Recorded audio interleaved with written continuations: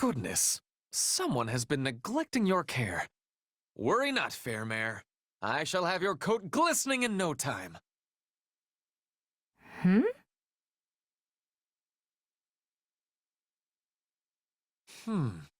Someone is doing a rather slapdash job of maintaining this equipment.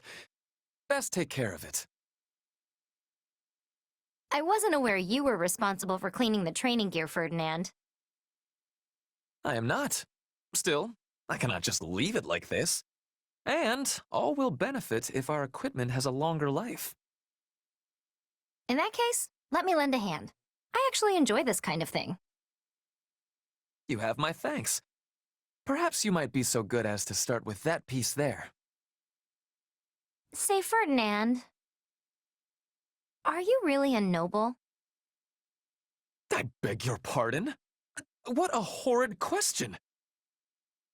If I am not considered noble, then who is? After all, I am Ferdinand von Eyre. Yes, you've made that quite clear, on many occasions. Then are you attempting to remind me that the succession of House Eyre's peerage is on hold? It is unkind to prod at a man's sore spot like that. Though I will not hesitate to add, it does not mean my rank has been seized entirely. That's not what I mean either. I understand you hold a noble's rank. It's just, well, something about you as a person reminds me of a commoner. Such cheek! How can I remind you of base rabble when I strive without end to be the noblest of them all? Because you take the initiative to muck out stables and clean filthy training gear? Most nobles I know wouldn't dream of doing such things.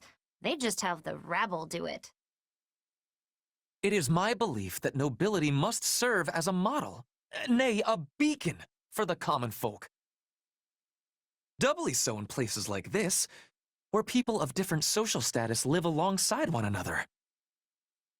It is precisely because of who I am that I must take the initiative. Such actions make a noble. A praiseworthy mindset. But do any nobles besides you actually put it into practice?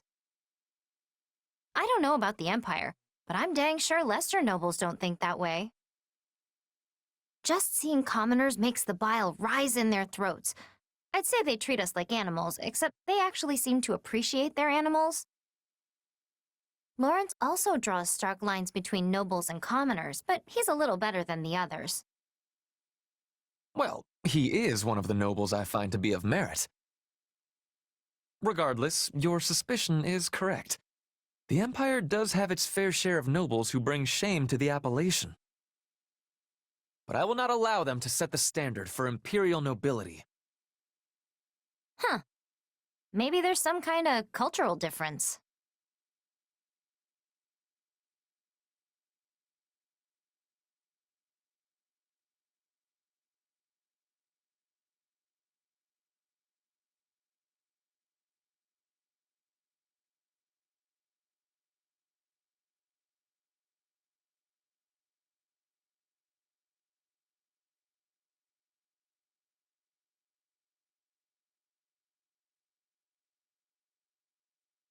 Well, you are looking robust today. Let us get that coat of yours glowing, shall we? Hey, Ferdinand. Hello, Leonie. Have you some need of me? I did a little detective work and learned something. You're the weird one. I fear I do not take your meaning. How exactly am I weird? You're a noble who delights in cleaning out stables and maintaining filthy equipment. And among the imperial nobles, you're the only one who does those kinds of things when it's not your specific responsibility. Which means I was right. Empire and Alliance nobles are all the same. I think I understand what you're trying to say. Certainly among those you investigated, I am the only one who puts such ideas into action. But that is, if you would forgive me, a surface-level assessment. The reality beating at the heart of the matter is quite different indeed. Okay, what does that mean? True nobles think as I do, inside their heads. It just so happens that I am the only one who turned thought into deed on this particular occasion. So, if you believe those actions to be strange, you are saying the thoughts of all of them are strange as well. Which means you find all nobles of the world, myself among them, to be strange. Are you trying to confuse me? Because it's working. How do you reach a conclusion like that? I'm telling you, you're the only weird one. We appear to be arguing past one another. Seems like it, but I'm still right. Then I am left with no choice but to make you understand that I am the right sort of noble. And I'll have to make you understand there aren't actually any other nobles like you.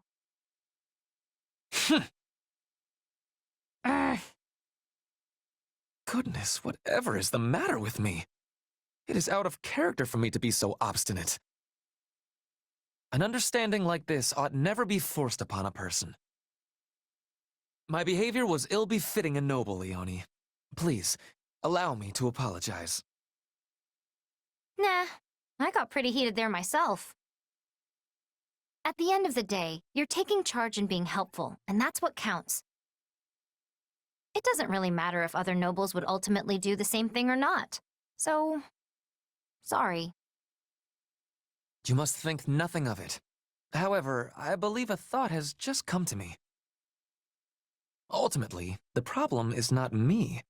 It is that you mistrust the nobility as a whole. That being the case, I must redouble my efforts to put my philosophy into action, so as to make others of my stature understand the correct way of things. I am certain this will rid us of the selfish sort of nobles you imagine to be lurking around every corner. Wait, I mean, that'd be pretty great, but... if nobles start taking the initiative to work and stop looking down on commoners, doesn't that just... make them commoners?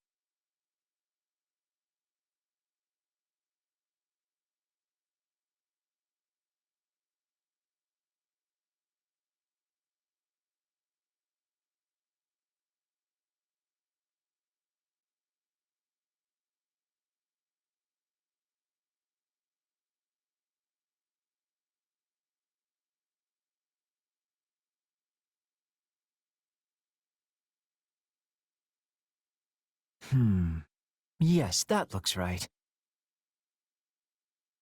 Why, hello, Linhardt. It is not often I find you drawing outside. I'm not drawing. I'm simply trying to capture this wyvern's form. See? It's resting on that hill over there. Ah, an extraordinary sight indeed. Now then, let us see what you have done so far. I must say, it feels as though something is lacking in your work. How can I describe it? Your depiction is almost too accurate. Take these scales, for example. Why, they could have been plucked from the very wyvern itself. I told you this isn't art. I'm doing it for my research. And when conducting research, it's always best to have precise references. The same is true in dealing with numbers or gathering information. I see. So you value accuracy above all else. Right. Honestly, I've never quite understood art anyway. So I'm perfectly content leaving that sort of thing to the true creatives. You know, the quirky ones. People like Bernadetta. Even so, there may come a day when your work is seen as the craft of a master artisan, when such precision is lauded as the height of aesthetic genius. What makes you say that? Oh, merely a passing thought. Perhaps in the distant future, connoisseurs will value accuracy and attention to detail over the magnificent interpretive pieces we hold dear today. Do you really think that'll happen, though? I doubt people will ever stop appreciating the ancient classics. You certainly have always done so. Yes, there is no denying that. But I fear my own personal inclinations hold little sway over public opinion. Nobody knows what trends may arise in the decades and centuries to come. So I can indeed envision a future in which accurate depictions are praised just the same as the greats of old. And I encourage you to do the same, my friend. I don't get it. How are you so optimistic all the time? It's like you're constantly looking toward the future. I could say quite the same about you. I have always believed you to be rather forward-thinking. That's not optimism, though. All I'm thinking forward to is the time when I can just sleep the days away.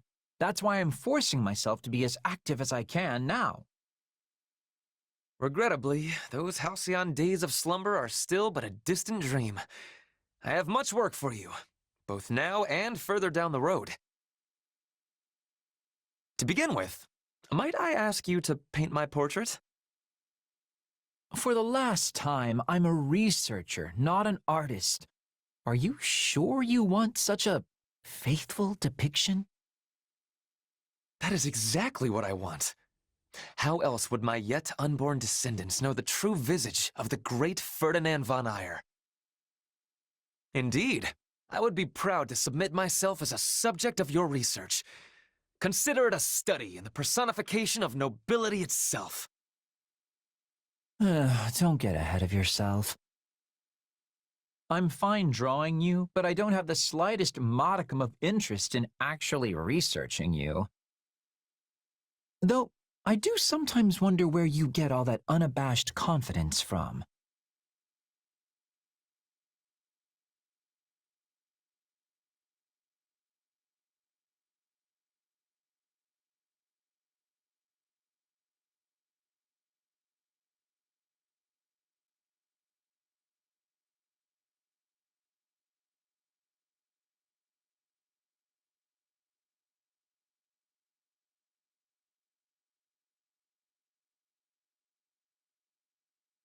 The tea is delicious, and though it's not quite sweet enough for me, it has a lovely aroma. Ah, you've noticed. Yes, I added some rare rose nectar. That explains the unique flavor. I rather like it. As the saying goes, the richer the nectar, the richer the time spent with your companion. Yes, and it goes so well with the treats that... Oh no! We've eaten them all! Sadly, I fear that is all we have. Sweet treats are rather difficult to come by in these dark times. But if there is anything else you desire, I will endeavor to provide it. If there are no more treats to be had, I feel our tea is complete. Good day. Wait, stop! We may not have treats, but surely there are matters on your mind you might like to discuss? No. Again, good day. Lysithea, I know you do not want to talk about it, but I am aware of a certain anxiousness on your part when it comes to joining the common folk. I don't know who you heard that absurd idea from, but it's certainly not true. It's true that I seek to become a commoner. So when the war is over, I intend to relinquish my peerage and live peacefully with my parents. But anxious? Perish the thought. Yet you must be wrestling with serious matters indeed if you are willing to surrender your title. And you must have at least some unease about what sort of life a commoner leads. From what I hear, every noble who is descended in status is suffering, without exception. If such a future awaits you, it is surely just cause for a concern or two. You speak of fallen nobles who had their ranks stripped for one reason or another. I'm surrendering the trappings of nobility because it's what I want. Don't lump us together. I see. Well then, if I might raise a final point. What if you become a commoner and live a life which transcends the barrier between the two classes? You have experience as a noble of some quality, and it would be a terrible waste to see that buried once you join the proletariat. You would bring a unique perspective to your new position, and you could use it to change this world. The nobility will certainly listen to any suggestions you have to improve the lives of the public. Yes, yes, it's all a very pretty thought. But it is meaningless for me. It's the duty of nobility to worry about what is best for commoners and the world at large, no? I can no longer accept responsibility for things in Fodlan. All I can do is be close to my parents and live out what life remains to me in peace. Lysithea, Your tea was exceptional. Thank you.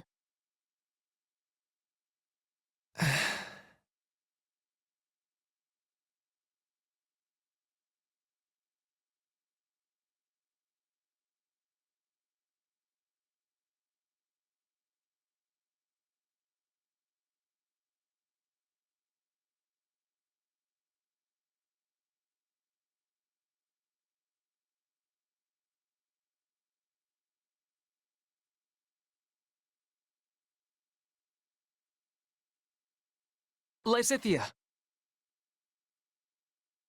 Must you cry out my name whenever you see me?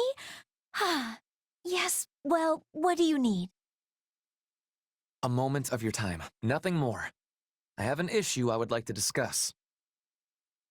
Very well, but please make it fast. It concerns your future. Huh?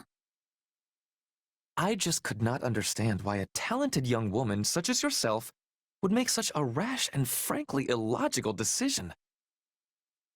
Why would you throw away your nobility? Why must you live with such hasty abandon? I sought answers to these questions. I attempted to understand your reason for living. Could you not, though? It's incredibly irritating. Fine, whatever. Keep talking. Right. Well, in the end, I happened upon your secret and came here to talk to you. I know you have been condemned to a brief life.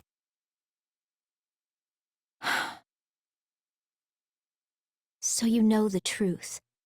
Good for you. Well, as I have no options or choice in the matter, I'd appreciate you just leaving it be. Do you truly have no options? And what option do you think is open to me? I can't do anything but take on responsibility for my parents. I do not know. At least, not right now, but Don't you think I'd do something if I could? of course. And as I said, I lack a solution to the issue at present. Though there may only be little time left to you, does it mean there is no tomorrow? No day after that? As long as you draw breath, you can take action. And what action can I possibly take, Ferdinand? I stopped clinging to false hope long ago. Do not turn away from the magic of possibility. Lord Arundel, and the others who worked in the shadows of the Empire, left behind a great deal of information. And, as you know, I have been delving into that information with Hubert. In the course of our work, we located records of the fell experiments conducted at House Ordelia. You did? We did. Now, there is no guarantee we will stumble across a solution to your particular problem. But we have the wisest minds of the Empire, including Linhardt, Professor Hanneman, and many others, researching the matter as we speak. So please, just hold on a little longer, Lysithea. Let us finish this before your life flickers out. I don't even... Ferdinand, wait! Let me help with the research, too! That way would be better! Much, much better! Wait for me!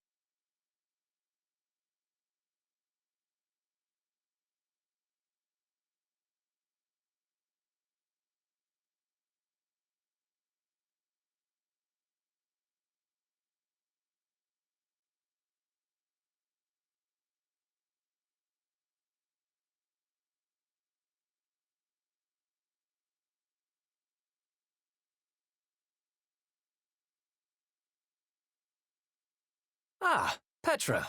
Just the lady I have been looking for.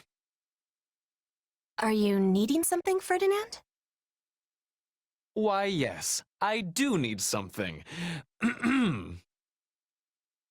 Ravishing lady, princess from a foreign land, how sharp and true the swords you hold in your hand. Wilt thou not spar with me? Uh...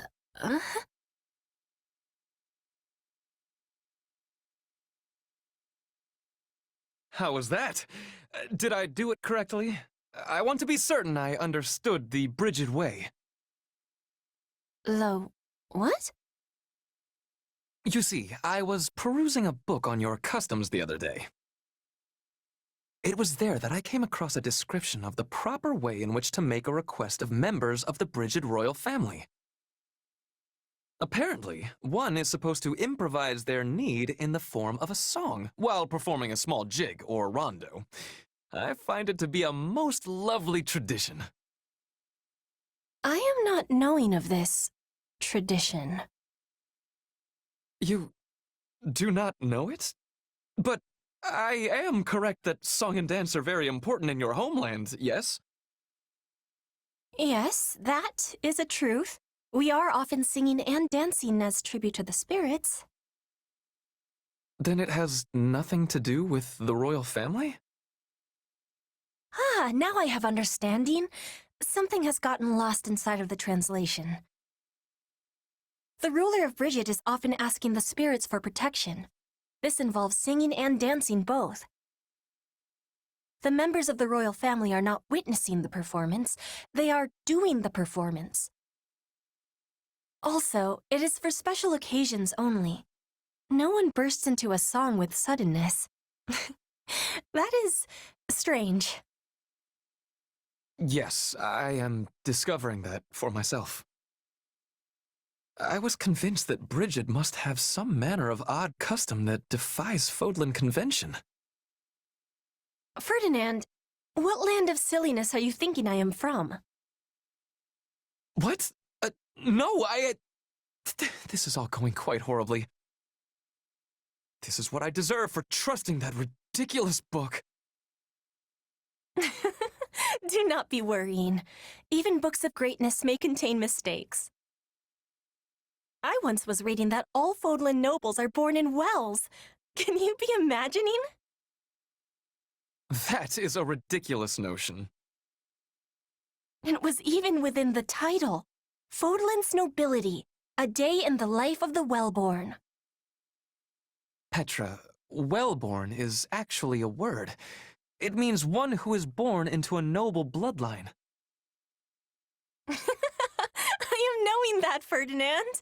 I was having a joke. I am not breaking into songs and dances, but I am breaking out the dictionary when I have the need. A joke? I must say, this is quite surprising, Petra. You are unearthing my ignorance in spades today. This is twice you have made me dine on dirt in a single conversation. Unearth? Spades? Dirt! Ah! I am understanding. You are having cleverness. Well, no, that was merely a coincidence, but I am glad you enjoyed it.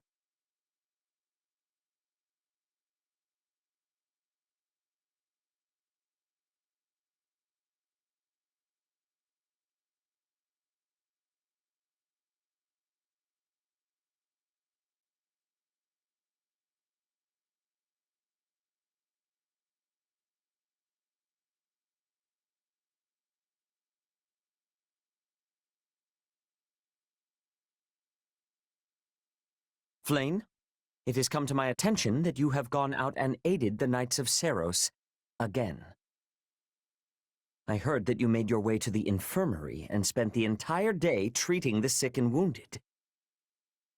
What in the world were you thinking? Do you not know how dangerous that was? I am sorry, brother. However, the knights very much appreciated my assistance. Their appreciation is inconsequential. Your own safety should be your only concern. This is exactly what happened during that fated battle. You exhausted your strength, healing those who were injured. Yes, I remember. No matter how many people I helped, the number of wounded only increased. You were so young. Your body must have been crying out for you to stop, and yet you refused.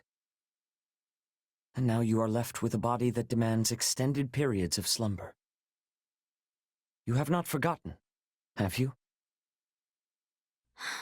Of course not. If you do not exercise extreme caution, you may not wake up were such a thing to happen again. I am well aware. Every night I lie awake, afraid that my eyes will not open come morning. But if I let fear control me and begrudge my power, there will be no reprieve for those who suffer. The thought of that is too much to bear. Furthermore, if we lose this war...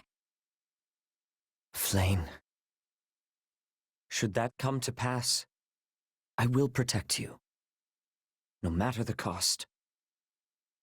I swear upon my wife, your mother. Father, I have been wondering something. Is it truly so difficult for the people of Fodlan to live in peace? The world would be a much happier place if everyone could live in harmony with each other. I know. I feel the same. But so do the majority of those risking their lives in this war. That is why I believe a peaceful future awaits us, beyond this dreadful conflict. That is the reason I fight. And so you do not have to. Father... If I lost you, I would lose the very meaning of my life. And so we will always be together. Come now, Father. Please try to understand that I cannot stay with you forever. I will grow up eventually, though I do promise to refrain from any unnecessary recklessness. And until that day comes, I will always be with you. Besides which, I am certain Mother would be cross with me if I left you all alone. I understand. Thank you, Flayn.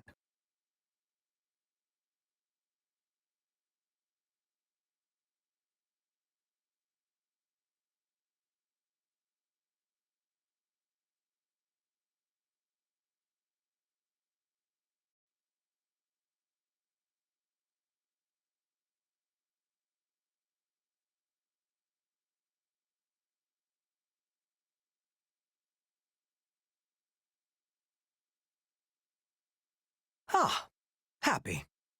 How are you finding your time in the Imperial Army? Pretty normal, I guess. It's nice to be around a lot of people I don't know. Excellent.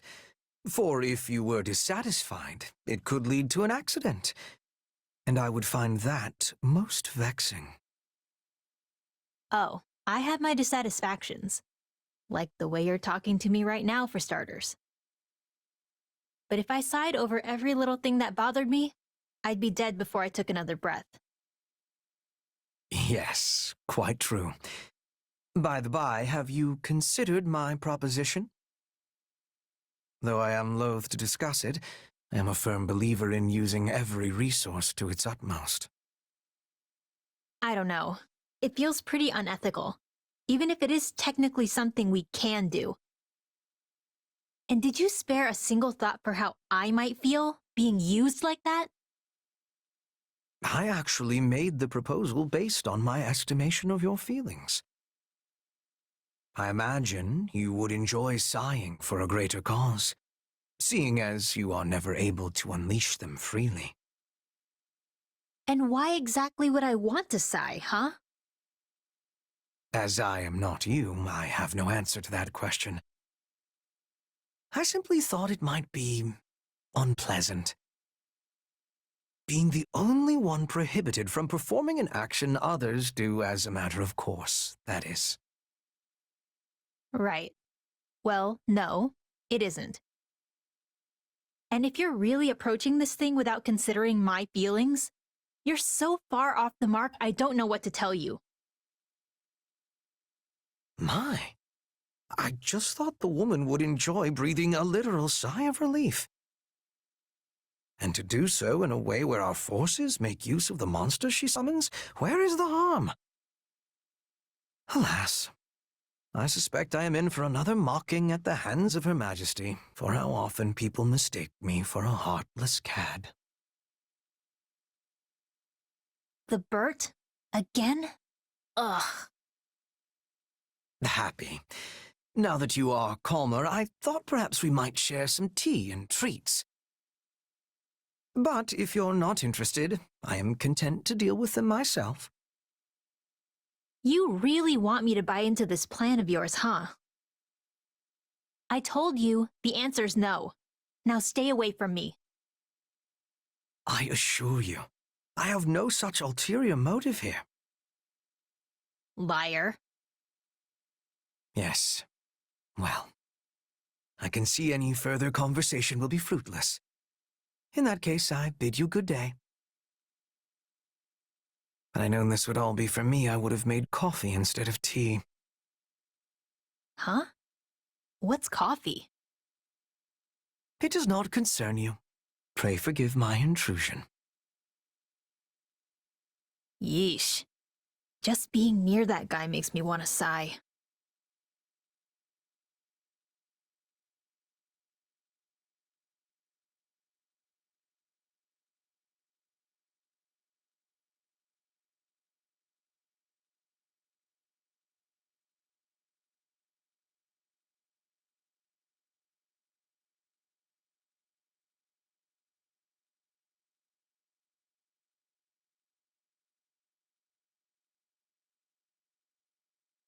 That will be all.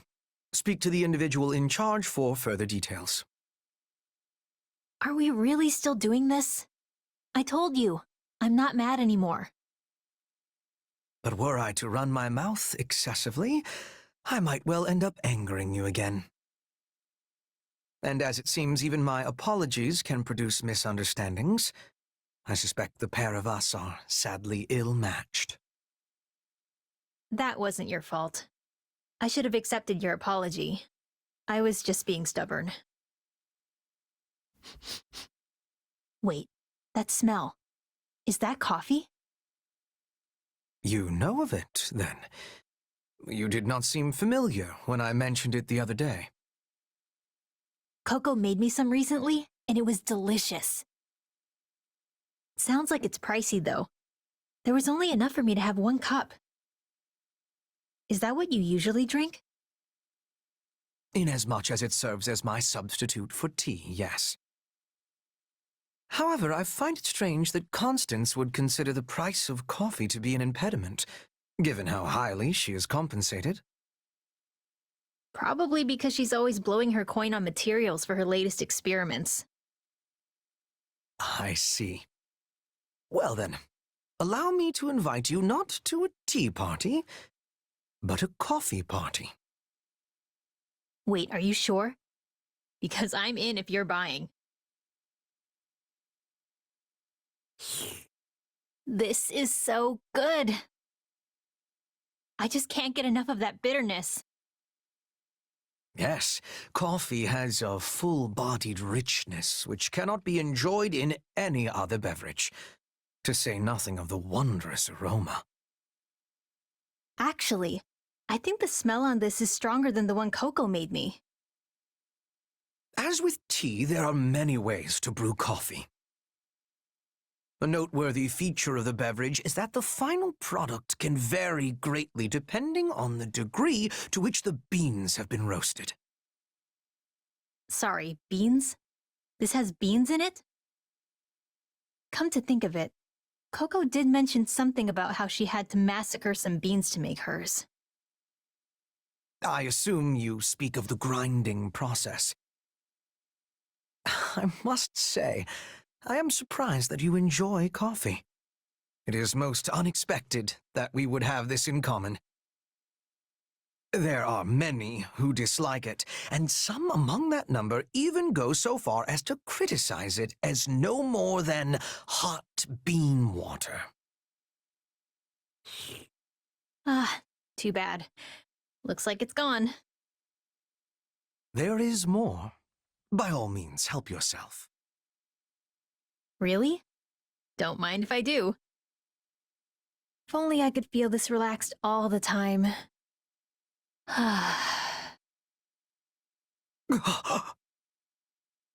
Uh-oh. How foolish of me. To think that I, of all people, did not anticipate such an outcome. Though it is certainly better than a sigh of displeasure. Regardless, I believe we have some monsters to dispatch. I called them, so I should deal with them. Consider it a bit of light exercise after all that coffee. Ah! Monsters! Monsters everywhere! I shall take it upon myself later to mislead them as to the cause of this sudden attack. Thanks, Bert. Now let's get to it.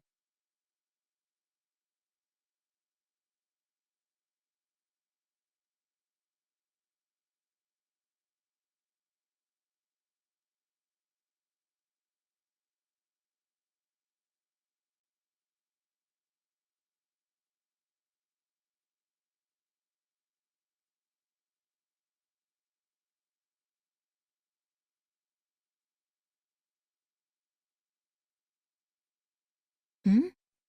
What's this? A stack of pictures?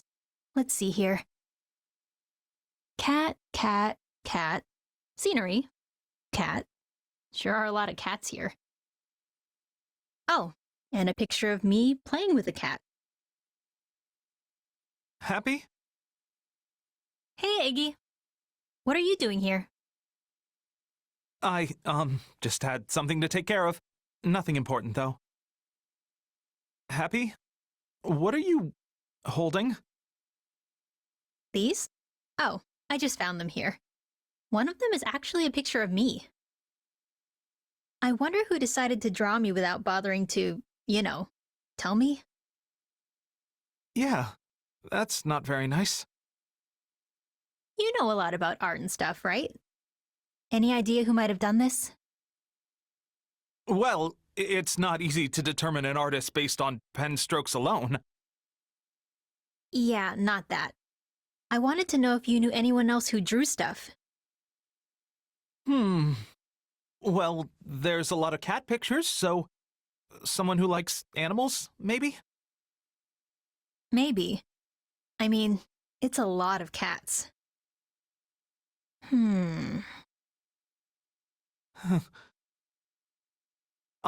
Sorry I wasn't much help. Anyway, I should go. Wait, cats. I didn't mention the cats to you. Oh! You drew these, Iggy. There's no way you could know about the cats otherwise. You lied to me. I can't believe this. I'm sorry. I'm so sorry I drew you without your permission. That's not what I'm mad about, Iggy. I'm just mad you tried to lie to me. You're right. I did. I'm sorry. I looked really cute in the picture, so all I wanted to do was say thanks. You looked cute? Yeah, that's why I wanted to know who drew it. So you're not angry I drew you without asking? Pretty sure I just told you that. You're right. I suppose I misread the situation. It's fine. Can I have the picture? Sure. Keep as many as you want.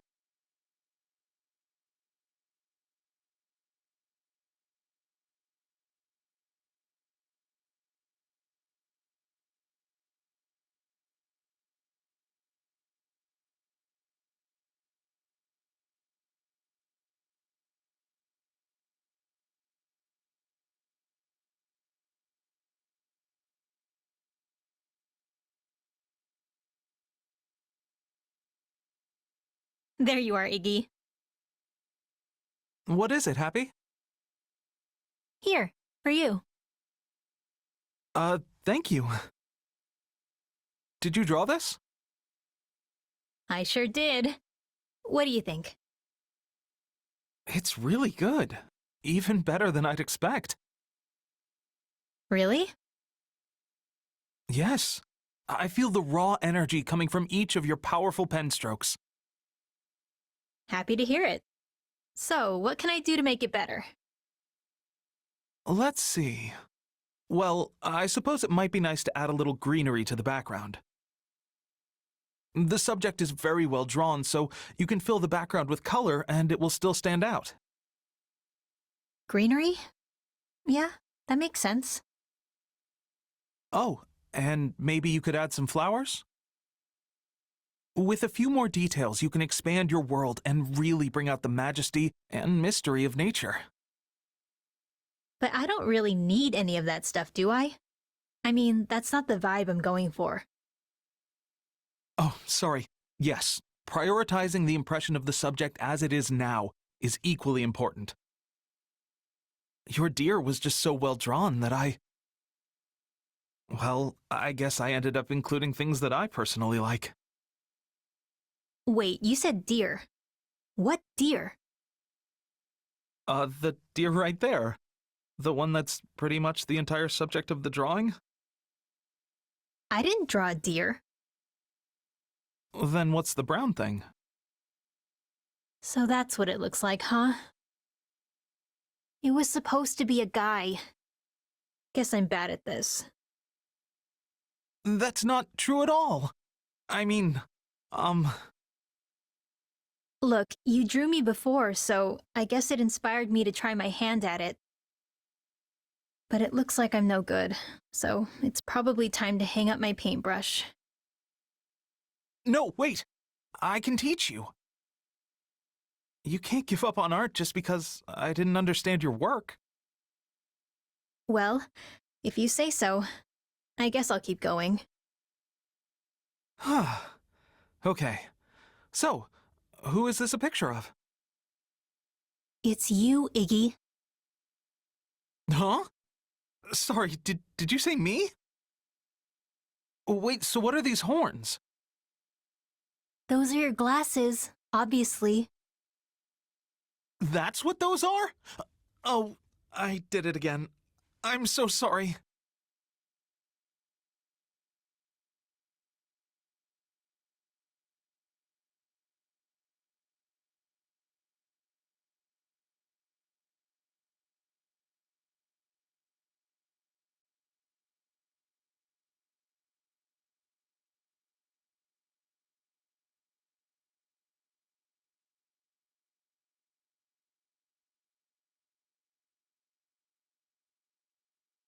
Oh, it's Shammy.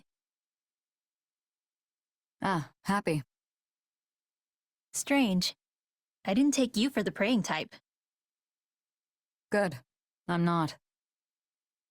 Thought so. Then what are you doing here? Just looking for some peace and quiet. This place seemed like the best option.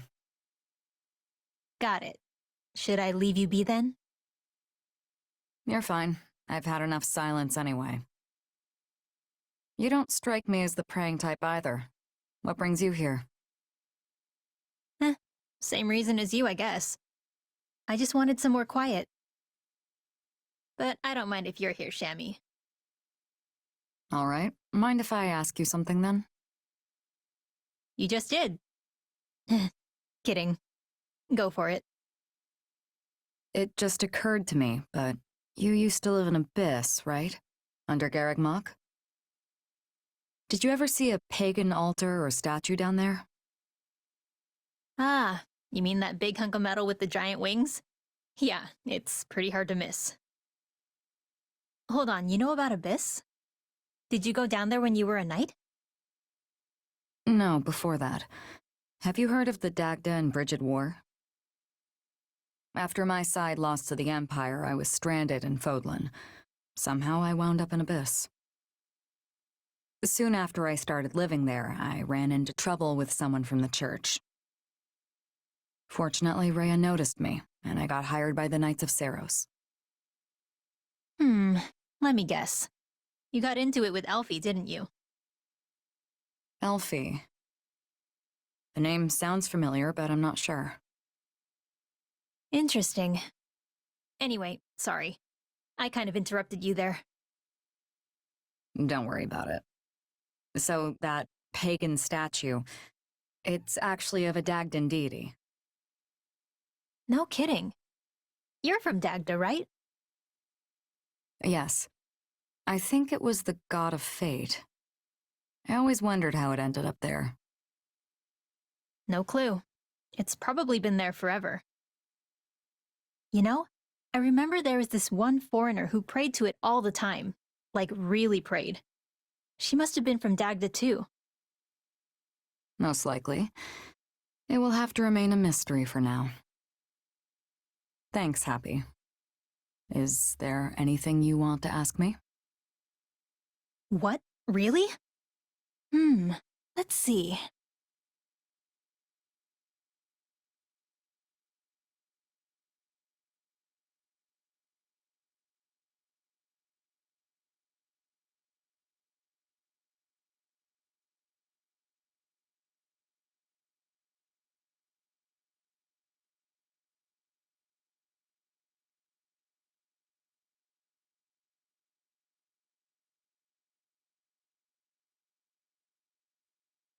Shammy, you gotta try this. It's so good.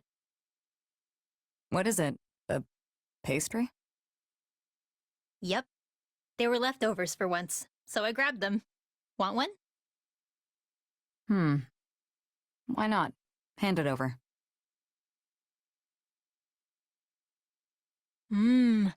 Pretty good, right? Not bad. It's nice to finally find a knight I can just hang out with. Well, former knight. You never cared much for the Knights of Seiros, did you? Nope. It's not like I hate them or anything, but there are just a lot of bad memories. All they do is push people around and make excuses. The same could be said of anyone who's devoted to serving Rhea and the goddess. Yeah. Except for maybe Al. Though, I guess he isn't a knight anymore either. Al? You mean Alois? That's because he has a heart of gold. Even so. The Knights had so many rules and regulations. It was a pain. Not that I followed them, but still. That sounds about right. No one tells Shammy how to live her life. Honestly, I can relate. That's why I ran away from my village when I was a kid. I didn't want to be tied down by their way of thinking, you know? I thought freedom was waiting for me out there. A great big world where I could go anywhere and do anything. It's out there if you know where to look. True enough. All kinds of people are definitely doing all sorts of things. But the harsh reality is, no matter where you go, there's no such thing as true freedom. You can say that again. I wish someone would have told me that when I was a kid. What's it like in Dagda? Pretty similar to Fodlan? For the most part. It felt freer, in a way. But at the same time, more people doing whatever they want means more conflicts. So it's a double-edged sword. Free also means free to fight, huh? I guess. It definitely seemed that way. Maybe too much freedom can be a bad thing. If you're interested, we could visit Dagda someday. I could interpret for you. I don't know. It depends on how things turn out in Fodlan. If living here gets rough, I'd probably consider it. Then I guess you have the rest of the war to figure it out. I can help keep you alive on the battlefield, but it's up to you to survive. Uh-oh. That sounded like a pretty knightly thing to say if you ask me. Indeed. I will reflect upon my words.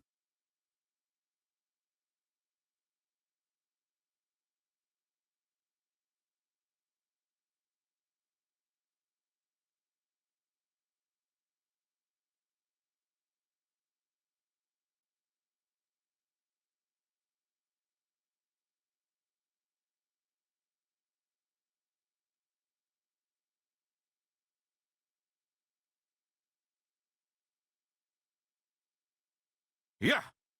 Ha! Yeah!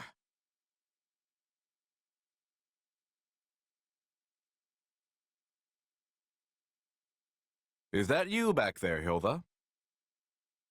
Ah! Yeesh, Holst, you scared me. How did you even know I was here?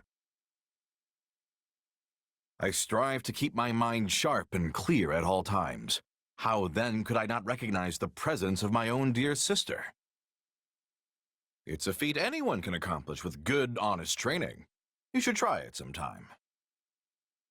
Honest training isn't really my forte. Same goes for our regular drills. If no one's making me do it, not a chance I'll even bother. Ha! That's because you have the makings of a first-class prodigy. Even without putting in any hard work, your talent shines bright. But now that we're both here, why not train with me? It'll be just like old times. You mean like how you used to carry me on your back while you were doing push-ups? No thanks. That was fun when I was little, but it'd be incredibly embarrassing now. That's a shame. By the way, Holst, how long are you planning on sticking around with us? As long as I can. It'd be a hassle coming out here every time a round-table meeting was called, after all. But I'll have to return home at once if Elmira starts showing any signs of mischief. Uh-huh. So the fact that your little sister is here has nothing to do with you being here? Not pleased with my answer, eh? I thought you hate it when I admit to being overprotective. But yes, of course you're the biggest reason why I'm here. I can keep you safe so long as you're close. Additionally, I must be on hand to punish any scoundrels who attempt to woo you. Yeah, I don't love that part. It's not just scoundrels who are terrified to approach me now. Still, he's thinking about my well-being, so I guess that feels pretty good. But there's actually another reason why I'm here. Oh yeah? The opportunity to cross swords with a warrior like Count Burgles doesn't often present itself. True valor is only polished in life-or-death battle, with the most powerful fighters. Just thinking of how I may one day encounter these veterans makes me tremble with anticipation. Of course it does. So, that's the real biggest reason. I probably should have guessed. No, don't get me wrong, Hilda. It goes without saying that the most important thing in my entire life is the well-being of my beloved sister. Yeah, whatever you say. Good luck with the training. Wait, I beg of you, wait! My dear Hilda, come back!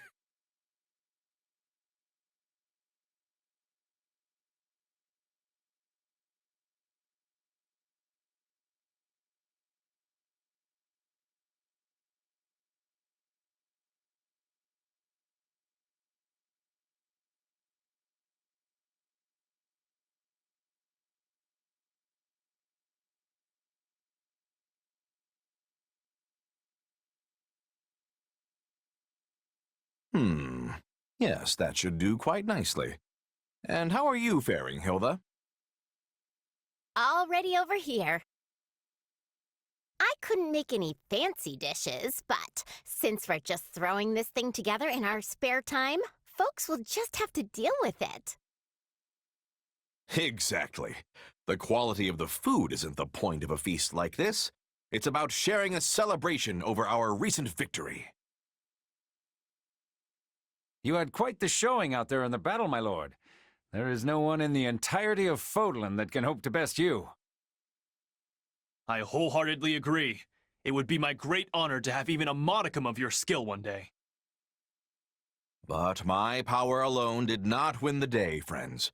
This victory belongs to us all.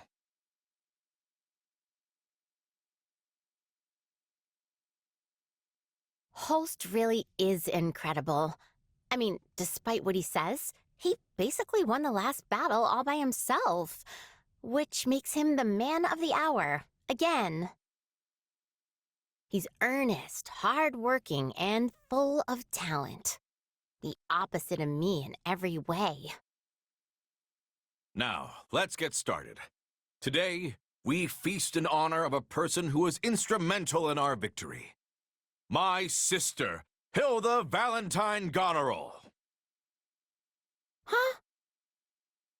My lady, I thank you on behalf of all my soldiers. We'd not be here now if it weren't for your quick thinking and deft action.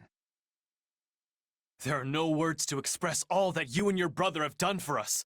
Huzzah! Okay, what's going on? I thought you were the guest of honor at this little get-together, Holst. Whatever do you mean? This feast is all about celebrating your actions in our last battle. But I didn't do anything. I just ran to the front line, hacked a few guys, and then pulled back. At which point you saw an enemy giving chase and laid him low, yes? Are you aware that person was the enemy commander? The moment you dispatched him, his forces crumbled. We then pressed the attack and enjoyed swift victory as a result. Really? He didn't seem very impressive. I mean, the guy went down in one hit. How tough could he have been? It sounds like you still don't know just how strong you are. Your brother aside, there is no one in House Goneril who could stand against you, my lady. Hear, hear! We all rely on you and will continue to do so into the future! Not gonna lie, it was great having everybody shower me with compliments. But I still want to know why you threw a feast for me in the first place. You could have just patted me on the back and told me good job, and I would have been happy. You're always putting me on a pedestal, Hilda, but you never appreciate your own accomplishments. I want you to be prouder of yourself. I want your degree of pride to match your level of strength. Also, I want everyone to know how great you are. That's why we had the feast. A shame it was so small, but the next one will be a true banquet. And who's going to put that together, considering I basically did all the prep for this one? Well, if I can get the ingredients together, I'll treat you to my specialty next time. Isn't your specialty made from whatever you find lying by the side of the... Look forward to it, dear sister. Ah, ha, ha, ha.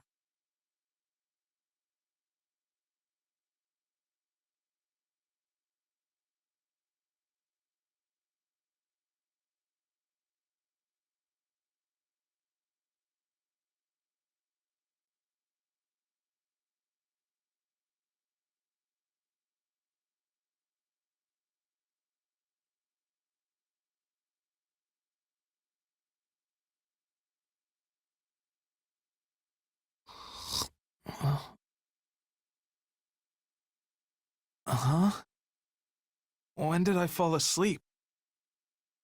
Hey, where did my glasses go?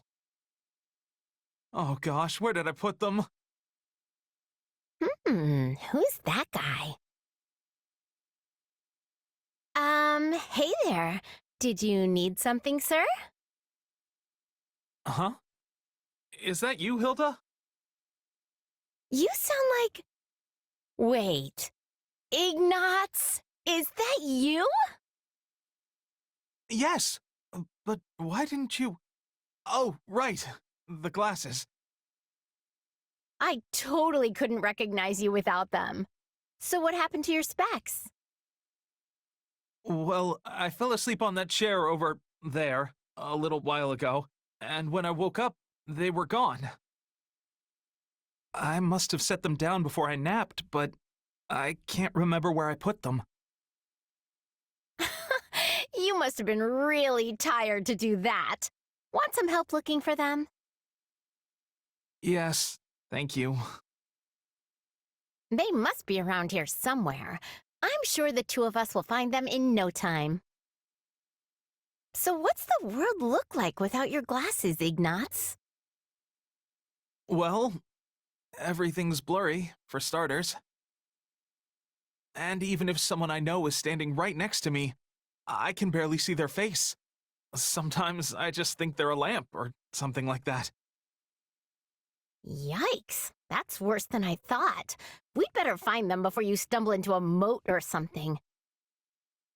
Do you really not remember where you put them? No, sorry. I guess I was too tired and took them off without thinking about it. Aha! Here they are. They must have fallen through the gap there. Thank you so much, Hilda. You're very welcome. I'm just glad we found them. You look like a totally different person without those things, you know? I do? Yeah, even once I recognized your voice, it still took my brain a little bit to catch up. It was weird, you know? I felt like I was alone in the room with some mysterious stranger. Sorry about that. Still, he doesn't look half bad without them. I mean, I think your glasses suit you, Ignatz, so make sure not to lose them again, okay? I'll try to be more careful.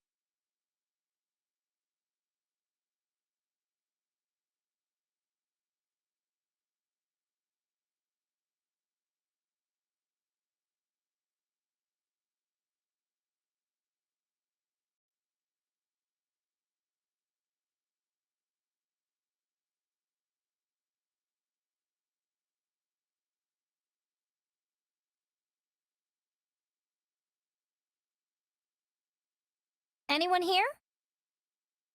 Oh, Hilda. Perfect. I am, aren't I? Now, what do you need? I was thinking about getting another round of practice in, but I need a partner. And here you stand. So what do you say? What?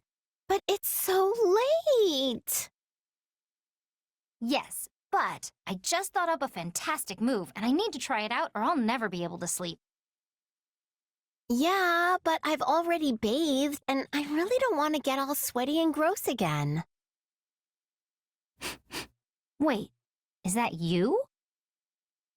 You smell amazing. I know! I use floral oils. I've got a whole bunch of them, and I mix and match based on the situation or just, you know, mood. Wow, that's impressive. I bet you're wondering why I'd go to all that trouble, right? Well, scent is very important. One whiff of something nice can turn a person's entire day around. I get that, but I don't really think it's for me. I'm always training or hunting or something, and the constant sweat would probably wash it right off. Which is exactly why you should use floral scents. Then you'll smell like a delightful bouquet and not some kind of hog farmer. I mean, you're cute already, but you could be the whole package if you just leaned into it. You think I'm cute? No one's ever said that to me before. Or anything even remotely like it, actually. You know what? Let's just do it. Come to my tent. That's where I keep the stash. I really don't think this is for me. Oh, don't be silly. It is absolutely for you. No, really. Besides, I have to go practice that move. Well, too bad. But I'll come find you tomorrow, okay? Oh, this is so exciting. Wait, I don't think I actually agreed to anything. Never mind. I'm leaving.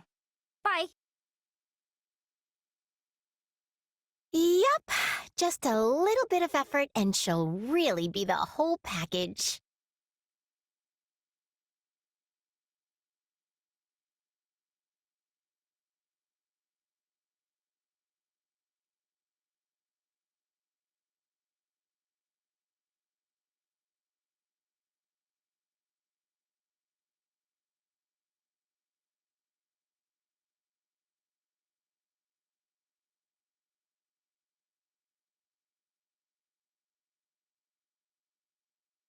I don't know about this. Did I use too much?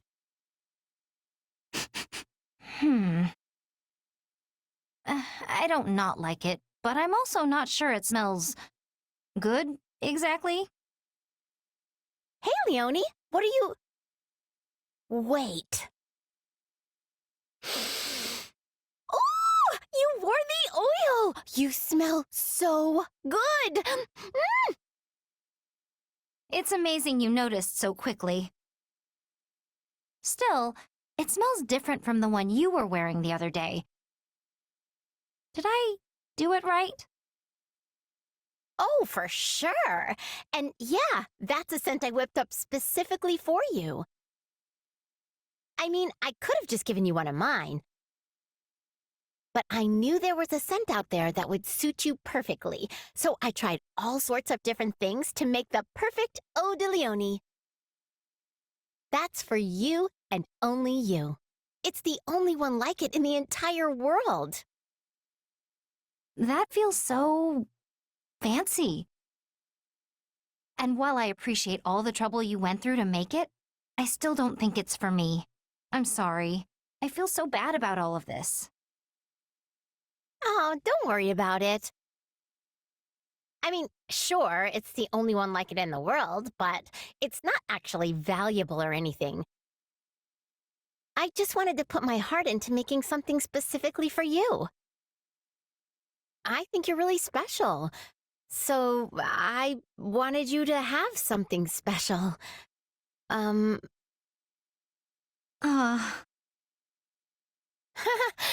Oh my gosh, it sounds like I'm proposing to you or something. Anyway, you get the idea, right? Well, in that case, maybe I'll just wear it on special occasions. That would be great. Oh, hey, there's actually something I've been wanting to try with my oils. Think you could help me out? I can't very well say no after all that. Yes! Okay, so here's the plan. First, you and I each wear a different scent at the same time. Then, when we're out together, they'll mix and create an even better scent. Huh. That's actually a pretty clever idea, Hilda. I know, right? Then again, I'm not sure how I feel about the idea of our scents intermingling. Then just don't think about it. Too late. It's all I can think about now, and it definitely feels weird. Yep, weird's the word. Well, now I feel weird. But you're still gonna help me out, right? You know what? Sure. I'm kind of curious to see how all this plays out.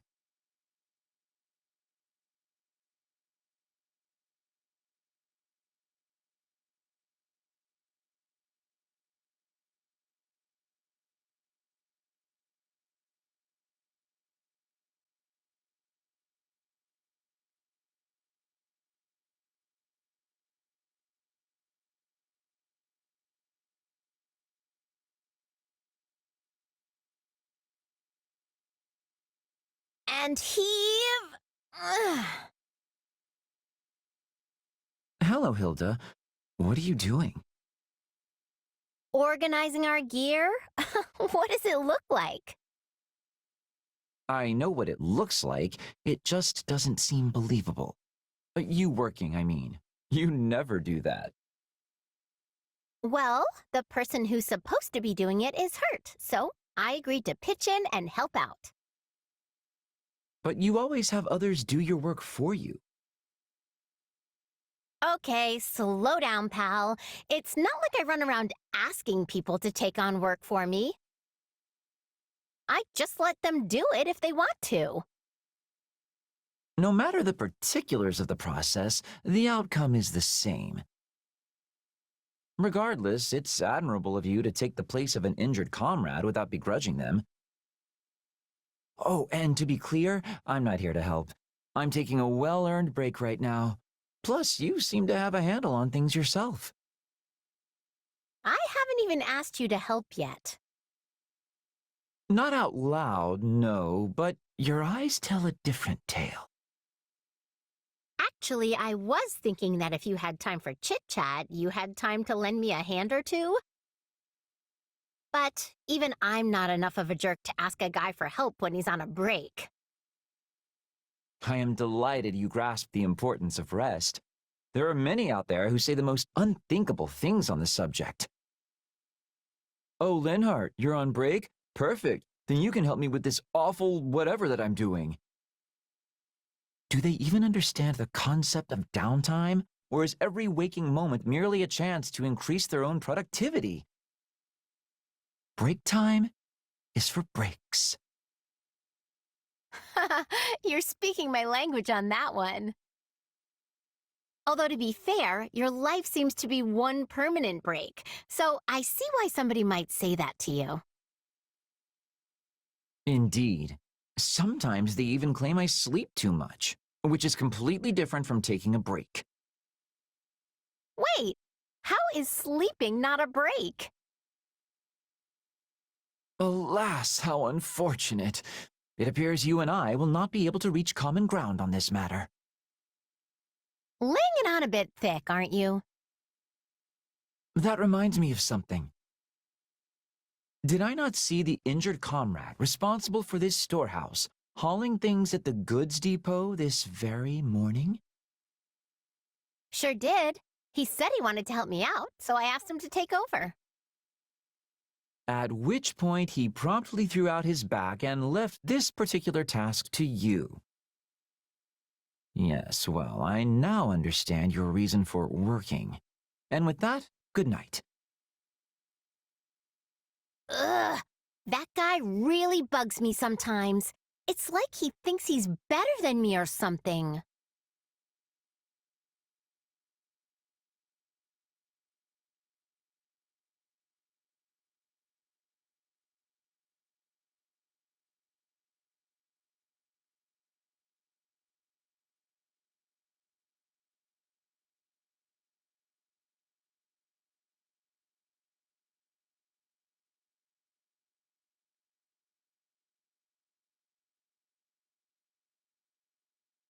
I think this goes here. Hello, Hilda. I see you're organizing the gear again? Not such a rare sight anymore, is it? Sadly for me, no. Why? Sad you lost a fellow lazy bones? Just so. Wait, really? Yes, but actually explaining it in detail will take far too much effort, so let's just leave it at that. Okay, now I'm extra curious. I know all about your dirty secret, you know. About how you actually take charge and work when there's no one else to step up. So why do you keep playing the "I'm so lazy" card all the time? I thought you of all people would understand this, Hilda. After all, are we not peers who work only when absolutely necessary? Even when you push your own work on someone else, You do so only after carefully assessing their situation. I told you I don't push work on people. I mean, sure, maybe I maneuver myself so they end up asking to help, at which point I leap at the offer, but I never actually ask. But I suppose you're right that I always assess the situation first. Previously, I said you and I would never be able to reach common ground. But now I see that I was mistaken. You're sure quick to change your mind when it suits you. I merely find it unfortunate seeing you working as you are now, when before you only ever did what was strictly necessary. If you've taken up the mantle of doing unnecessary work, it leaves me looking like the only idler. And? As such, I will offer you my assistance. Let's hurry up and finish here so we can rest that much sooner. Wait, but why? Just as I told you, it won't do me any good to be the only one not working around here. Still not following. I've grown terribly tired of talking. Must I explain? I mean, I'm not gonna force you to explain, but I sure wish you would. Oh, very well, but only because it benefits all parties involved. If you split your work with me, the work becomes easier. And by doing this easy work, I can then avoid being defamed as a common bed slug.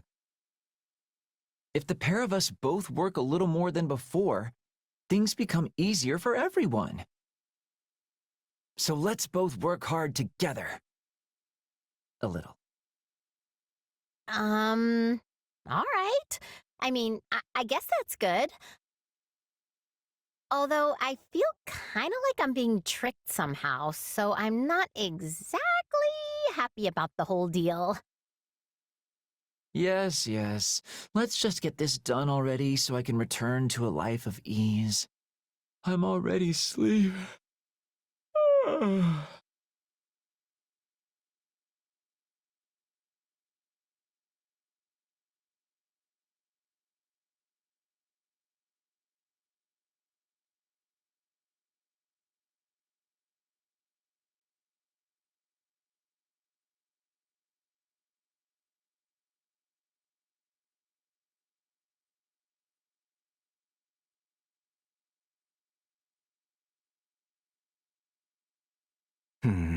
I will need to settle this matter post-haste. Hey, Lorenz. What's wrong? If that frown was any lower, it'd be falling off your face. Ah, hello, Hilda. Have you been sleeping enough? Your body can't survive off grumbling and worry, you know. I appreciate the concern, but I'm afraid I have no choice in the matter. Between the two of us, it appears as though my father is preparing to pass down the title of Count to me. As such, I must find a suitable partner to be my wife. It is an issue of utmost urgency. Yeah, that does sound like a lot. Is that why you look so crabby? I don't know, though. I don't think you need to worry. I'm sure you'll find the right person in no time. If only I had your confidence. The conditions for marrying into the distinguished House Gloucester are quite strict indeed. My partner must not only be willing to live alongside me as a proud noble, but share in the responsibilities that house leadership entails. I hope I can find such an ideal woman. But how is the situation in House Goneril? My house? Your father has chosen Holst to carry on the family name, has he not? He will soon receive the title to the house, if that is to go by. I was simply wondering what course of action you were planning to take once that happens. Well, I don't know. I mean, the stuff my brother's up to doesn't really have much to do with me. If I had to pick, maybe I'd go traveling? I've always wanted to see the world. I'll go all over the place, taking in the sights, eating the best food Fodlan has to offer. Obviously not till the war's over and everything's cooled off, though. Traveling, quite an unexpected answer. Though I must say, earning permission from your father or Holst will be no easy feat. Grand adventures such as those are fraught with danger at every turn. I can only imagine the perils you might face with disease or scornful local lords. If you'd like my opinion, I believe settling down and pursuing a life of leisure much better suits your carefree personality. Maybe, but there's a time and place for everything, you know? I can travel first, then spend my days relaxing later. And besides, Holst and my dad both spoil me rotten, so I don't think convincing them's going to be too big a deal. Oh, but I probably shouldn't go anywhere that gets too hot or too cold. Extremes aren't really my thing. In that case, I know the prime location. There is a wonderful little place within Leicester borders, with boundless forests and crystal blue rivers and the most exquisitely comfortable climate. It's also rather close to Goneril territory, so your family will be able to rest at ease. Let me guess. Is it Gloucester? You're quick to catch on. It is one and the same, Hilda. Thought so. I guess I wouldn't mind adding it to the itinerary.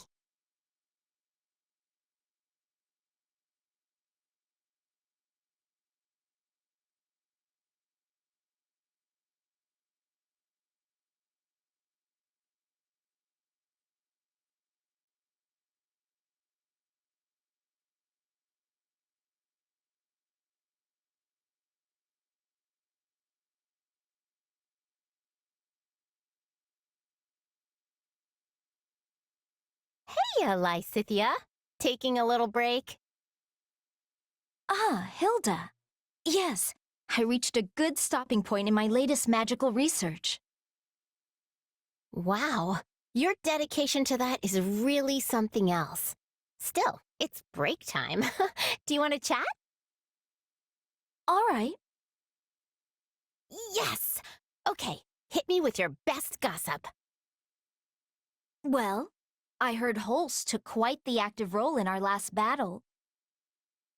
Your brother is such a valiant warrior. There truly is no end to the tales of his mighty victories.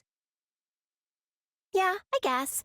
Though honestly, I care more about him coming home alive and in one piece. He's the head of House Goneril now, so he shouldn't be running around like he's got lives to spare. With this war going, I doubt he has much choice. All the other nobles are relying on him.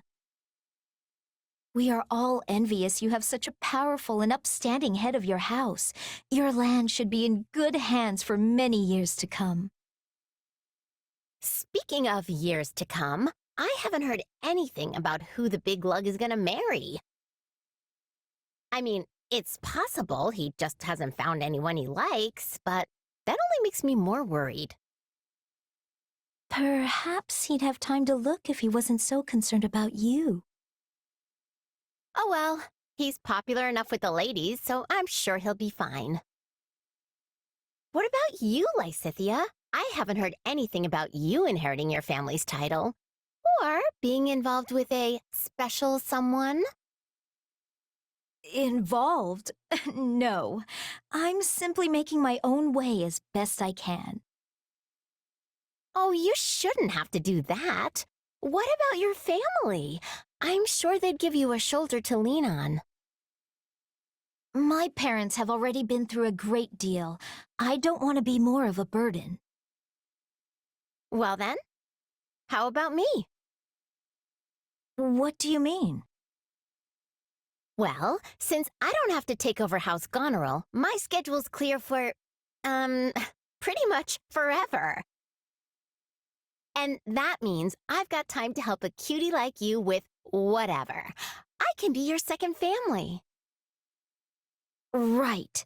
The thing is, I'm not sure I could do that. Ask you for help, I mean. Well, it's not like you have to suddenly dump everything on me all at once. We can take it slow. Baby steps and all that. I'm not following. Okay, so if we're gonna be our own little family, the first thing we do is try living like one. Maybe we could bunk together, or just... Ah! What are you doing, Hilda? You're such a hard worker, Lysithea. And I just wanted you to know how proud I am of you. And since I'm your big sister now, you can count on me for anything. I mean it, okay? Anything. You're treating me like a child. But I suppose I could get used to it. Ah, you're such a cutie. I can't stand it.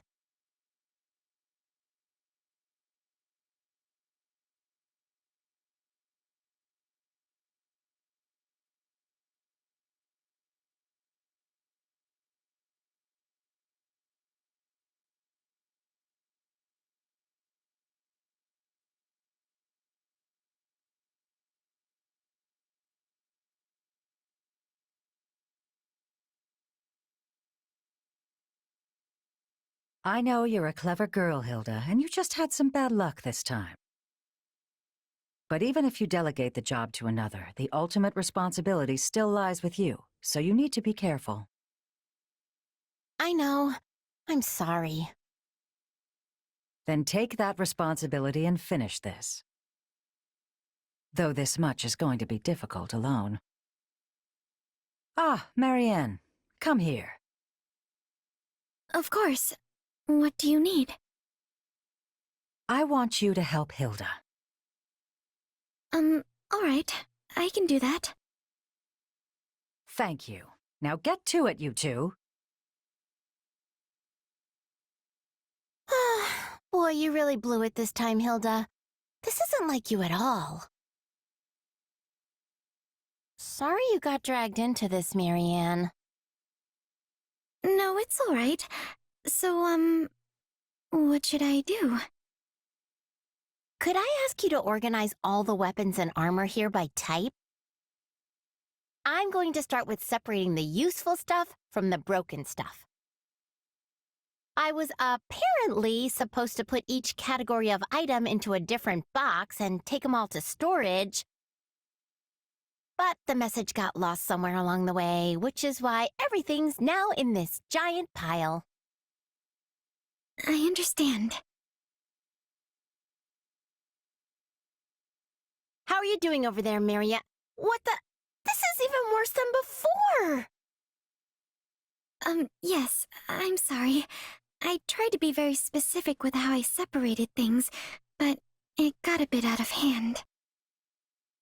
Hilda, Marianne, I'm coming to check on your progress, and I had better be impressed. Oh, shoot! She's coming! Quick, shove all of this stuff under a rug or something! Ladies, correct me if my eyes are mistaken, but this is in even worse shape than when I first left. I'm sorry, Judith. It's all my fault. I had everything arranged just like you wanted, but then, whoops, I tripped and crashed into the pile and everything sort of went everywhere. I see. Hilda, when I told you to take responsibility for your tasks, I didn't mean you had to burden yourself with absolutely everything. Right, got it. I'll definitely be more careful. Well, why don't the two of you take a short break? This mess clearly isn't going anywhere. I'm so sorry, Hilda. This is all my fault. Don't worry about it. I mean, it's actually my fault in the first place, you know? Come on, let's go take that break. I need a cup of tea in a bad way. All right. Thank you, Hilda.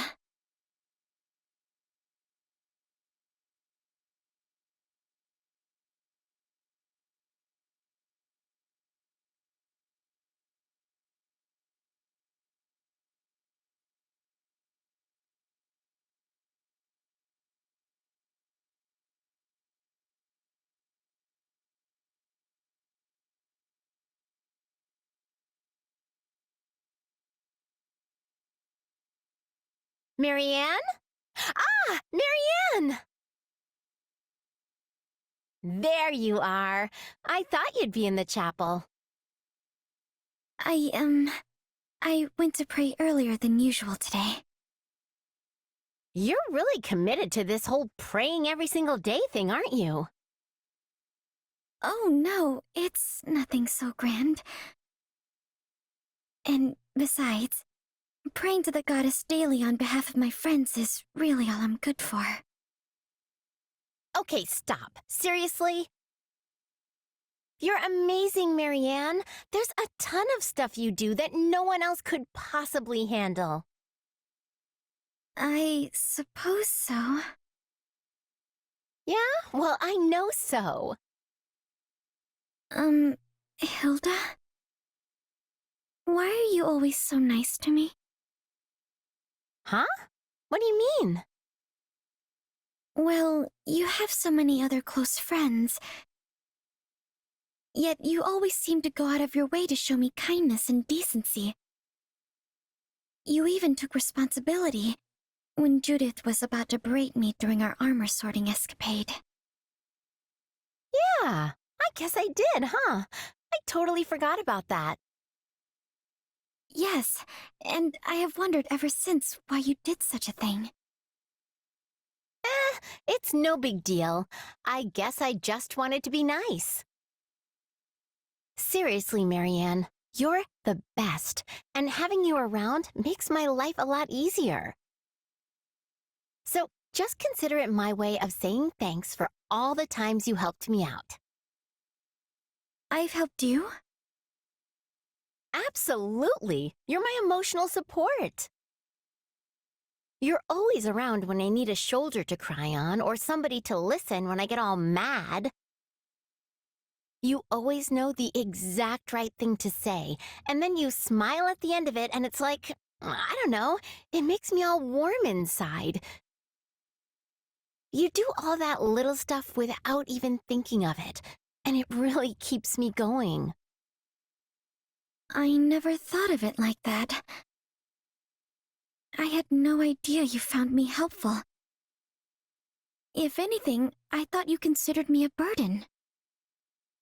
Thank you, Hilda. Your words, they mean a lot to me. And I will do my best to support you in all the days yet to come. There's that smile. You never fail to brighten my day, Marianne.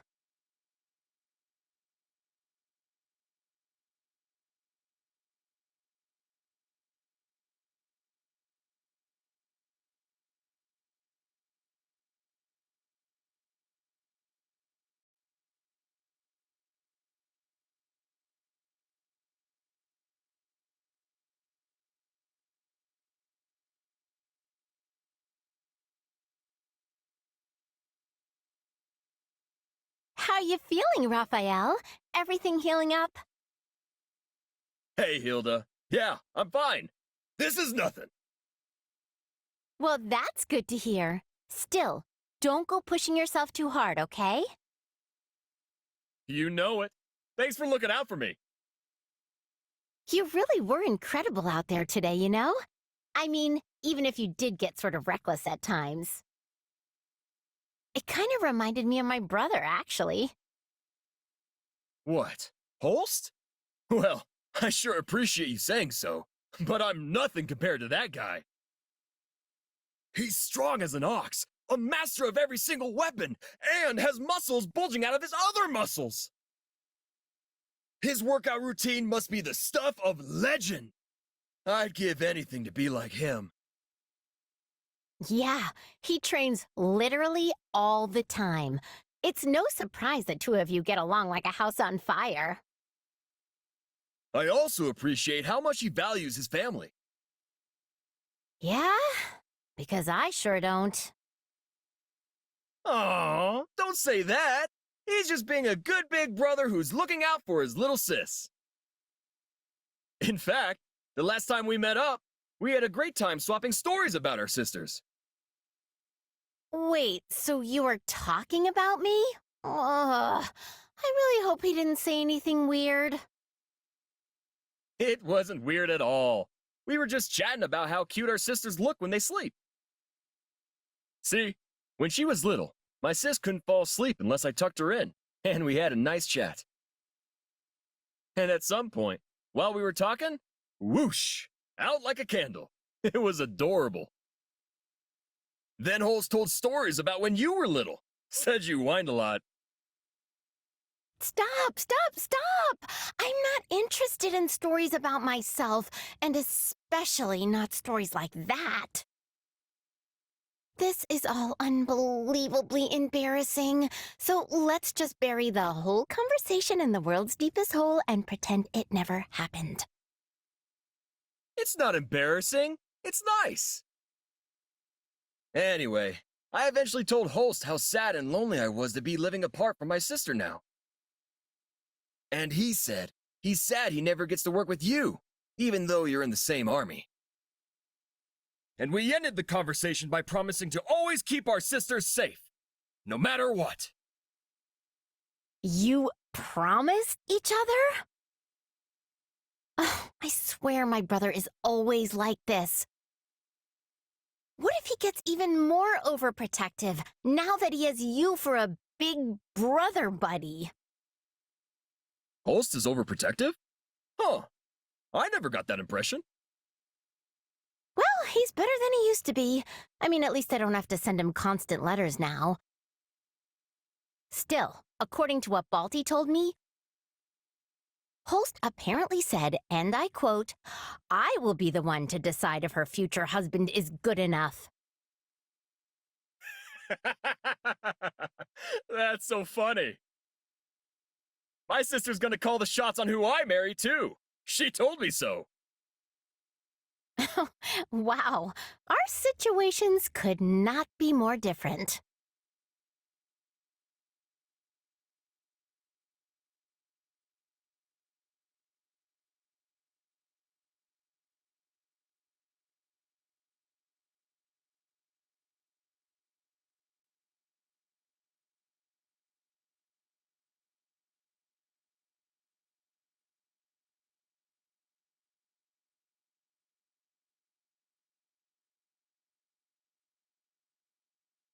Another clear victory for the Empire in battle. You can surely guess who stole the show yet again. Our mercenary friend? Always a force upon the battlefield, that one. Their approach on the battlefield is exceptional, yet their curious power has also proved quite the boon. It is deeply fascinating, isn't it? Something beyond the principles of magic, and yet different from the power of crests. I might go so far as to say it veers close to the realm of dark magic, but I fear that's beyond my expertise. I am possessed of some small knowledge, yet still fail to understand the nature of that power. Then at present we can do nothing but throw our hands to the sky. And with that, I must be off. Oh? I thought you would be more curious about our mercenary ally. Would you truly raise the white flag merely because the matter lies outside your usual ken? What are you playing at, Hubert? If you want me to investigate a specimen, go ahead. Hook it and reel it in. Ah, but you are the better angler of the two of us. Furthermore, my method of hooking would complicate our relationship with so valued an ally. An inducement from your lips would ensure things proceed more smoothly. Well, this is becoming a hassle. Can't you push yourself to learn some new hooking strategies? Like, I don't know, one befitting the elegance of a true nobleman? Involving fancy tea, perhaps? A positively hair-raising notion. Please, do not speak it aloud again. Then maybe get in their face and pick a fight with them. You two could end up becoming fast friends. So you wish me to shout myself hoarse and swing my fists about like a common ruffian? I shall pretend I did not hear that suggestion. No? Then the only option left is aggressive persuasion, driven home at the point of an axe, let's say. Linhardt, who in the world are you talking about right now? I should think there is no one quite so barbarous in our own army. Oh, I didn't have anyone particular in mind. I was just brainstorming new methods to ensnare our illustrious mercenary friend. Why? Did they remind you of acquaintances of ours? In any event, let us leave this sleeping dog where it lies. I do not dislike conversing with you, but we seem to procure results of little benefit when we do. And with that, I have matters to attend to and must be off. Farewell. Until next time, Hubert. So when can I expect you to have reeled in our mercenary friend? I suspect we'd make headway on the research if we engaged in it together. I'm afraid I've not the time to play along with your capricious whims, Linhardt. I will, of course, be cheering you on with some enthusiasm from the shadows as you hook the subject yourself.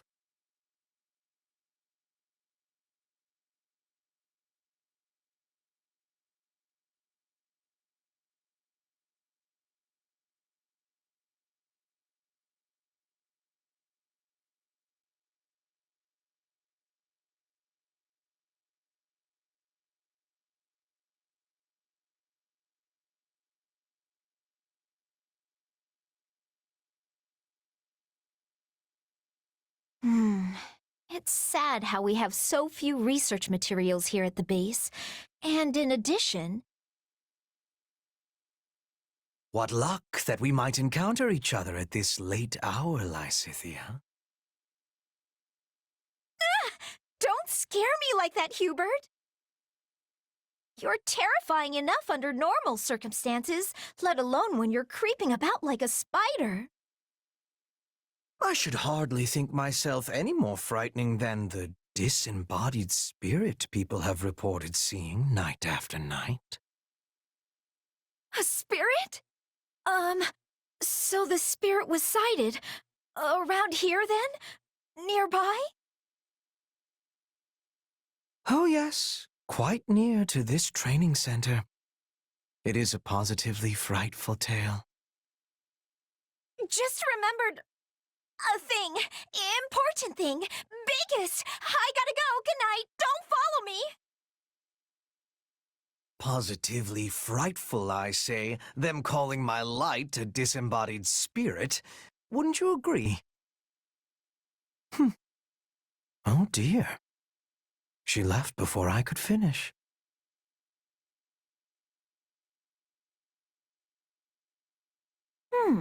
We've barely had any vegetables with our meals lately. It's honestly kind of nice. Huh? What's going on over there? Then they've not noticed? Not at all. While preferences vary, there tend to be many people who love meat and dislike vegetables. But to think we found a way to hide the vegetables in all of that delicious meat and broth. Those who ate it found it delicious without being any the wiser. And of course, she did as well. That is splendid news. Pray continue then. Wait! Did I just eat a bunch of vegetables? Goodness, Lysithea, you look positively gobsmacked. Did you have yourself a recent surprise, perhaps? So many vegetables. Ah! Hubert!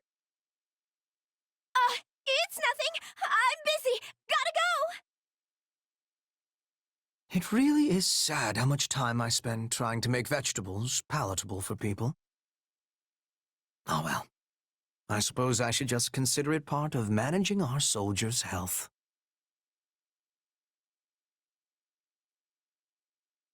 Lysithea, you seem to be in high spirits. I certainly am. Edelgard told me that I was gonna get some delicious sweets today. Wait, why am I even talking to you about this? You might find yourself without any sweets whatsoever if you continue to treat me so cruelly. After all, I am the one tasked by Her Majesty with the honor of giving them to you. Then why didn't you open with that, Hubert? Hand them over. First, permit me to brew a suitable tea to accompany them. Huh?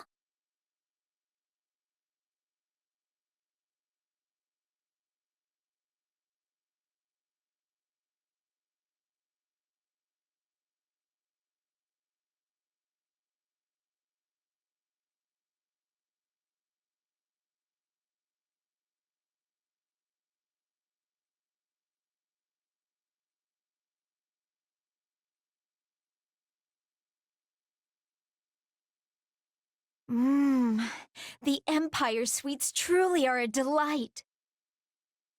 Might I interest you in a cup of coffee? It cuts through the sweetness of the treats perfectly. No, I'm good. Honestly, I don't understand how you can drink that all the time. It's so bitter. Well, I suppose one with a youthful tongue would not care for it. Yet the bitterness, the deep richness, the subtle acidity... Oh, and I'm not treating you like a child here. I am merely discussing different palates.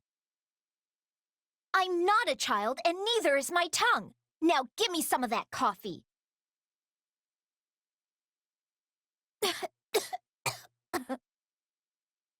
Are you all right, Lysithea? Here, wipe your mouth. I fear that attempt was ill-advised.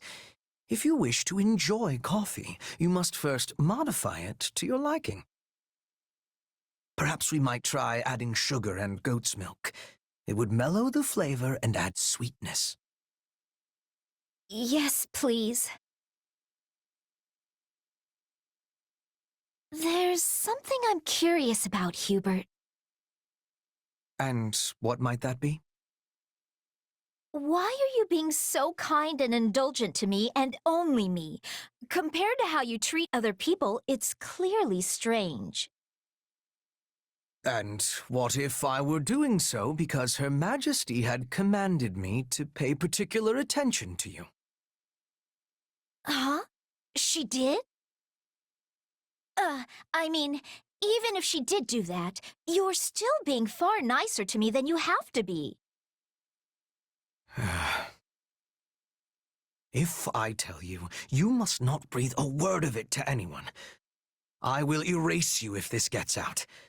Permanently. You'll erase me? Well, all right. I promise to keep it a secret until the day I die. Is that good enough? It will do.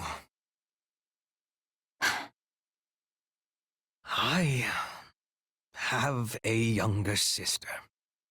One the same age as you. The pair of you have similar personalities, so perhaps I end up doting on you for this reason. You have a sister? Why doesn't anyone know? I conceal my family's existence as much as possible to avoid their becoming a liability. I also have a mother and little brother. Yet you certainly do not know the first thing about them either. I suppose it would be strange for a noble like yourself to not have a single relative. Still, it's surprising you'd keep it under wraps from even your close friends and comrades. It is my business. Regardless, I imagine that is the reason I unconsciously end up favoring you as I do. So you aren't treating me as a child, but a little sister? Well, if that's the case, and considering how much older you are than me, I suppose I can allow it. Oh, but that will not do. My sister would be most indignant if I were to treat anyone other than her as such. Ergo, I will simply have to exercise more caution and refrain from treating you as anything other than a normal child. If it would make your sister upset, then... What do you mean, treat me like a child? Oh dear, I let it slip. It appears my tongue is the one that still has some maturing to do.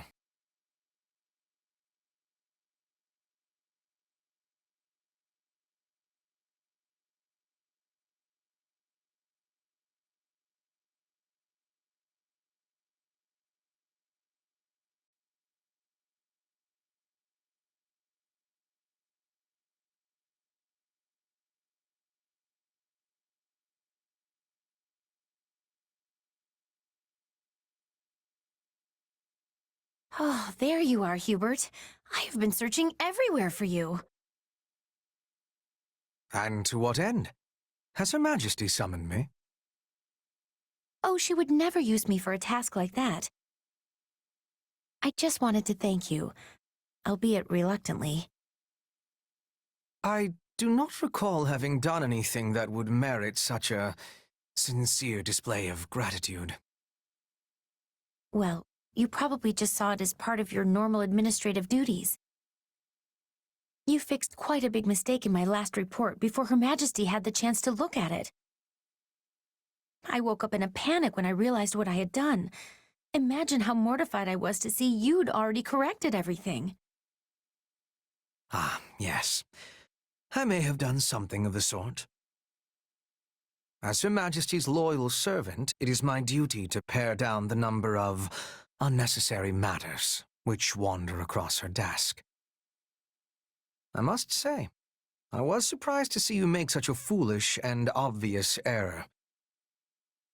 Have you truly grown so lax, even as you style yourself the greatest of our Emperor's retainers? I'm aware of the mistake I made, but I would never dream of calling myself something like that. Well, perhaps I said it once or twice in the heat of the moment, but I never actually meant it. If anyone is Her Majesty's best retainer, it's you. And without House Vestra's say-so, I could never become one of her servants. At present, I very much doubt you are fit to serve as Her Majesty's servant. Excuse me? It is true that I did not make a conscious choice to serve Her Majesty at first. Instead, I simply did it because my father decreed it must be so. But such bounds no longer define our relationship. I do not serve the Emperor. My loyalty is to Lady Edelgard, and her alone. I stand with her in a manner that goes beyond the bounds of ruler and servant. Do you understand this? I want to be like that with Her Majesty as well. But I am only the child of a baron, so I don't have excuses to linger in the palace all the time. I have to return to my family's estate once I've fulfilled my duties for the day, and I get summoned back to our territory often. I am not like you. I cannot just be at her side unless I have a good reason to be there. Indeed. Ox territory is in the far west of the Empire. I surmise you have had to spend much of your time away from Enbar. Furthermore, you will be a baron one day. Your duties will prevent you from dedicating yourself solely to Her Majesty. Exactly. Unlike you, I have an entire territory's worth of people to protect. But I still won't give up. Even from afar. No. Precisely because I'll be afar, there will be things I can do to protect Her Majesty. In fact, always being at her side might actually cause you to overlook threats from time to time. I may even serve Her Majesty in a way you never could. That is a promising thought, Monica.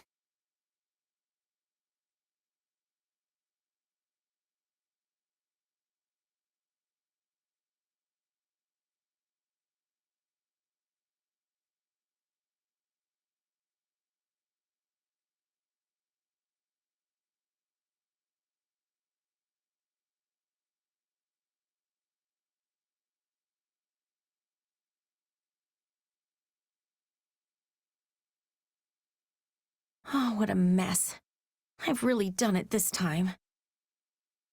Her Majesty is the kindest person I know, so she's likely not upset with me, but I still cannot bring myself to face her. Hello, Monica. What brings you to this particular wall for conversation?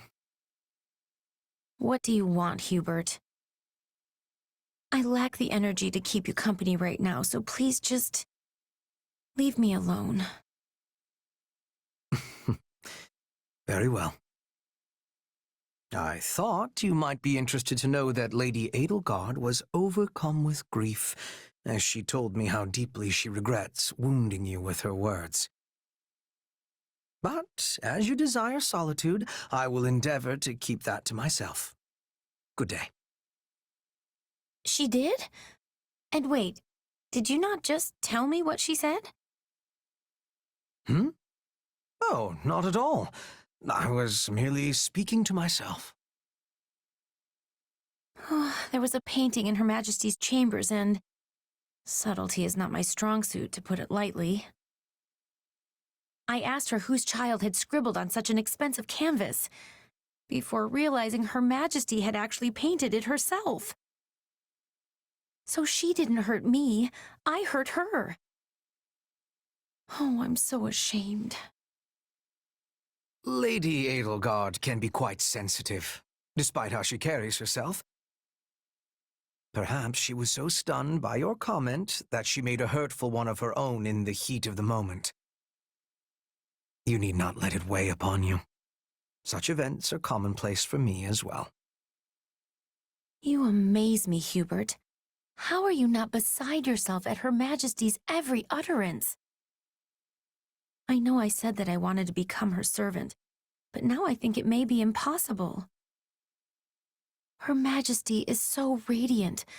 I'm not sure I possess the fortitude to bask in that glow every minute of the day. Perhaps some distance between us is better for me. Do you truly believe that? Even though you now have an opportunity to become her servant? Wait, I do?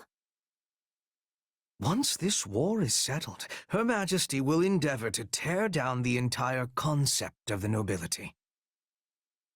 Her first action will be to separate territory from title, making it so that being a noble no longer means one must lord over some plot of land somewhere. Once she does this, I rather suspect you could remain at her side, even if you do inherit your family's title. You're right. How could I have failed to realize that? I have heard her talk about her plan so many times before, but I never considered what an impact it would have on me. I am such a fool. Not at all. You simply illustrate what it is to be part of the established system. One is not easily shaken from its structure. This is why Her Majesty takes such drastic measures to rid us of the accepted practice of categorizing individuals as either noble or common. Honestly, I don't believe there is another more suited to serving Her Majesty than you, but I still will not give up. I'm going to become her servant too, and show everyone a new way of life for the nobility, and for whatever lies beyond. Which means I cannot simply stand here in this state of indecision. There is much work to do. I suspected she might be stopped in her tracks for but a moment. And indeed, she has gone and left me in the dust. Well, I cannot permit myself to be left behind in such a fashion. I must keep making progress of my own.